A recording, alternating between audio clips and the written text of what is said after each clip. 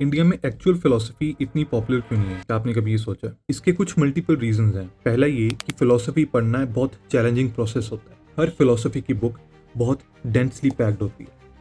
हर paragraph में layered arguments रखे जाते हैं, जिसको समझने में, जिसको इंटरप्रेट करने में बहुत रीडिंग्स लगती हैं, बहुत टाइम लगता है, जिस करके लोग डिस्करेज फील करते हैं। दूसरी प्रॉब्लम है मिस इंटरप्रिटेशन। एक एग्जांपल देता हूँ। नीचे की सिस्टर एलिजाबेथ नीचे ने नीचे की डेथ के बाद उनकी फिलोसफी को बहुत मैनिपुलेट करके नाजी प्रोपेगेंडा के लिए यूज किया, एंड आगे जाके हिटलर ने नीचे की ही फिलोसफी को यूज किया अपने एक्शंस को जस्टिफाई करने के लिए। जब हम अपने स्ट्रांगली हेल्ड व्यूज को लेकर ये टेक्स्ट पढ़ते हैं तो हमें सिर्फ वही समझ आएगा जो हमारे व्यूज को वैलिडेट कर रहा है। मिस इंटरप्रिटेशन बहुत डैमेजिंग होती है। या तो कोई इंसान अपने एक्सट्रीमिस्ट व्यूज जस्टिफाई करने के लिए इसे यूज कर सकता है, या कोई अपनी इनसिक्योरिटीज को कवर करने के लिए। तीसरी प्रॉब्लम है सिमेंटिक नुआंस। देखो, हर फिलोसफी में अपनी ही एक सब लैंग्वेज होती है। सब लैंग्वेज मतलब ऐसे वर्ड्स जो कि फिलोसोफर खुद क्रिएट करते हैं अपने न्यू कंसेप्ट को समझाने के लिए, या रेगुलर वर्ड्स का डिक्शनरी मीनिंग हटाकर एक न्यू मीनिंग एसोसिएट करके अपने कंसेप्ट समझाए जाते हैं। एंड कुछ अंडरस्टैंडिंग तो ओरिजिनल से इंग्लिश टेक्स्ट में ट्रांसलेट करते हुए गायब हो जाती है। एक भी वर्ड गलत तरीके से इंटरप्रेट हुआ तो उससे पूरे आइडिया का मीनिंग चेंज हो जाता है।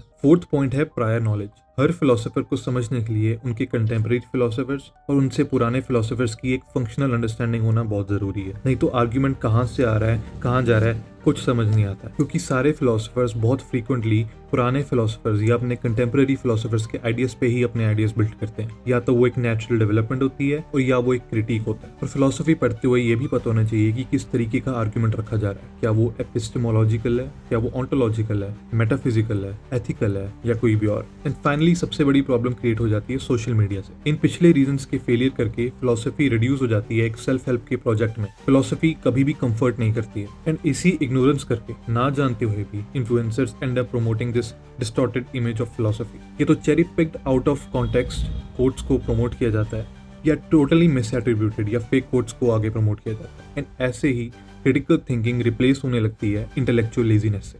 So it is time for a change.